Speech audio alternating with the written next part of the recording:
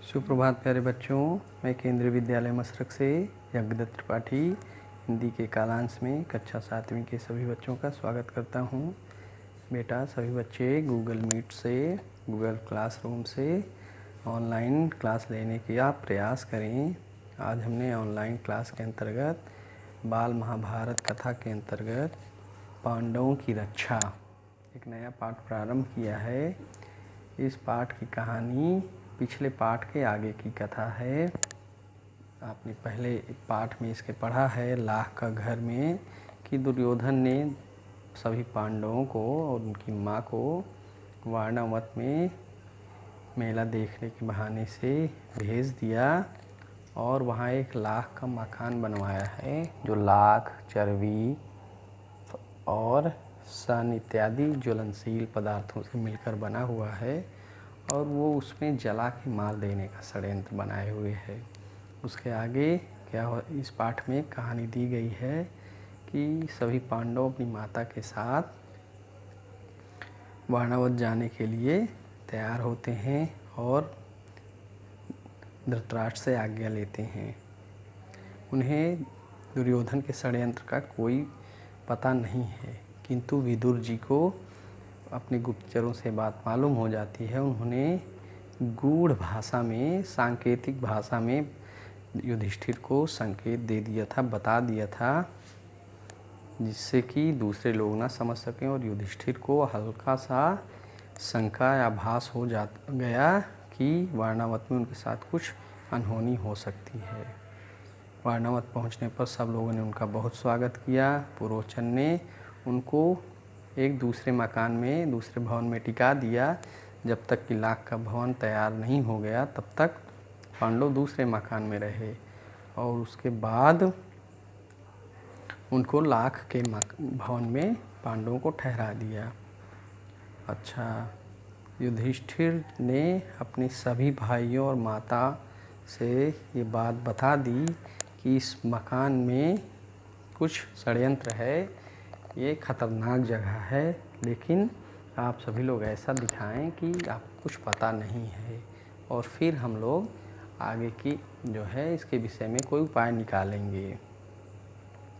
और फिर क्या होता है आगे कि विदुर जी का एक विश्वास पात्र सुरंग बनाने वाला कारीगर वारणावत में युधिष्ठिर जी से मिलता है और उनसे सांकेतिक भाषा में बता देता है, जिससे कि युधिष्ठिर जान जाए कि ये मित्र है। और वो महल के अंदर से एक सुरंग बना देता है जो जंगल की तरफ निकलती है।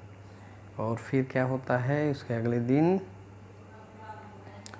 सभी पांडव चौकन्ने रहते हैं और एक दिन क्या होता है, पुरोचन का बर्ताव कुछ बदला नज़र आया। युधिष्ठिर जान गए कि आज ये कुछ खतरनाक कार्य कर सकता है। उसके बाद क्या हुआ कि माता कुंती ने नगर भोज करवाया, सभी लोगों को, नगर के सभी लोगों को खाने पे निमंत्रित किया। सभी लोग आए, सबने खाया और खा के सब लोग सो गए। पुरोचन भी सो गया था। अब क्या हुआ कि भीमसेन ने कई जगह भवन में आग लगा दी अपने हाथ से ही और माता कुंती के सहित पांचों पांडव रास्ता टटोलते टटोलते सुरंग के रास्ते से बाहर जंगल की ओर निकल गए। और इधर जब लाख के मकान में आग लगी तो पुरोचन के मकान जो कि सामने ही बना हुआ था उस पर भी आग लग गई, वो भी, और पुरोचन और उसके सभी पुत्र इत्यादि सहयोगी सभी जल के मर गए।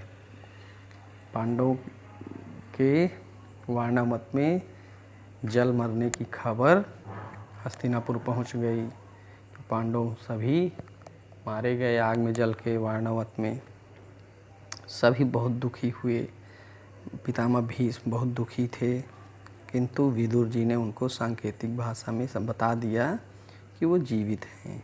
इधर सभी भाई जंगल के रास्ते होते हुए बड़ी ही मुश्किल से जंगल को पार करते हुए और जंगल पार करने में अपने सभी भाइयों की और माता की मदद भीमसेन ने की।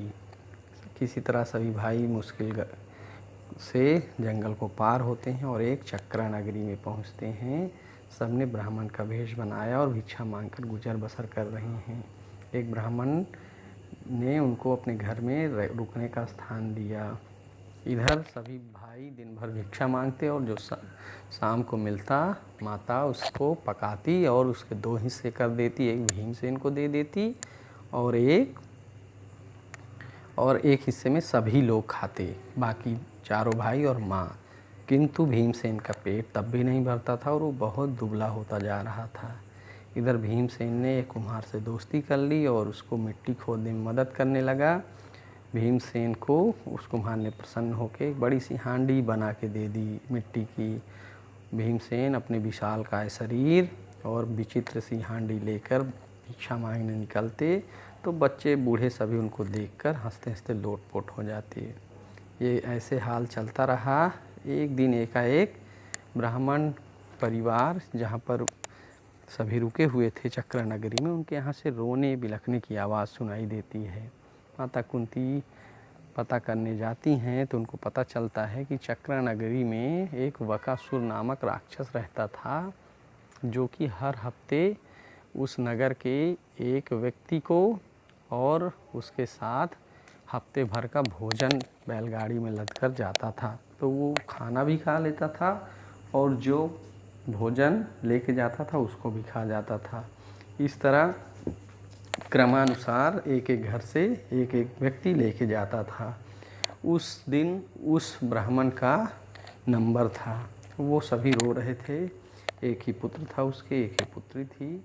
कौन लेके जाए खाना उस राक्षस का, निवाला कौन बने, ये विचार विमर्श हो रहा है और रुदन हो रहा है, सभी लोग रो रहे हैं। कुंती माता ने सुना तो कहती है कि आप, कुंती माता उनको ढांढस बंधाती है और कहती हैं कि आप सभी रोइए नहीं, मेरे 5 पुत्र हैं, मेरा एक पुत्र भीमसेन खाना लेके राक्षस का जाएगा, आप लोग चिंतित नहीं होइए। ब्राह्मण इसके लिए तैयार नहीं होता, लेकिन माता कुंती उन्हें किसी प्रकार मना लेती हैं। युधिष्ठिर भी माँ कुंती के इस प्रस्ताव से सहमत नहीं होते, किंतु माता उन्हें समझाती है कि भीमसेन उस राक्षस से अच्छे से निपट सकते हैं, वो राक्षस भीमसेन का कुछ नहीं बिगाड़ पाएगा, भरोसा रखो। इधर भीमसेन भोजन लेके जाते हैं और पकवान से लदी हुई बैलगाड़ी लेके भीमसेन जा रहे हैं। उसकी भूख, भोजन की सुगंध से भीमसेन अपनी भूख को रोक नहीं पाते और स्वयं उस बैलगाड़ी का सारा भोजन खा जाते हैं। जब राक्षस बड़ी देर तक प्रतीक्षा करता है और उसे लगता है कि कोई ये नहीं आने वाला आज, तो बड़े गुस्से से अपनी गुफा से निकलता है और देखता है कि एक मोटा ताज़ा आदमी उसके खाने को खाए जा रहा है। तो वो आके बड़े गुस्से से भीमसेन के ऊपर एक पेड़ उखाड़ के प्रहार करता है। भीमसेन ने उस पेड़ के प्रहार को निष्फल कर दिया, उसको अपने हाथ से रोक लिया और दोनों में भयंकर युद्ध होने लगा। भीमसेन ने उस राक्षस को पटक पटक के उसके प्राण निकाल दिए, उसको मार दिया और उसको घसीटते हुए नगर के द्वार पर पटक दिया। इस तरह भीमसेन ने अपनी सूझबूझ और अपनी शक्ति से नगर के सभी लोगों को उस राक्षस के अत्याचार से मुक्त किया और अपनी माँ को सारा हाल जाकर सुनाया कि किस प्रकार उन्होंने वकासुर का नाश कर दिया है। अब उस वकासुर के आतंक से इस चक्रा नगरी को डरने की कोई आवश्यकता नहीं है। बेटा, ये आज आपका पाठ पूरा होता है, इसको घर में पढ़िएगा। भावार्थ मैंने बता दिया है, कहीं आपको समझ में ना आए, कोई समस्या हो तो मुझे ज़रूर संपर्क करिएगा।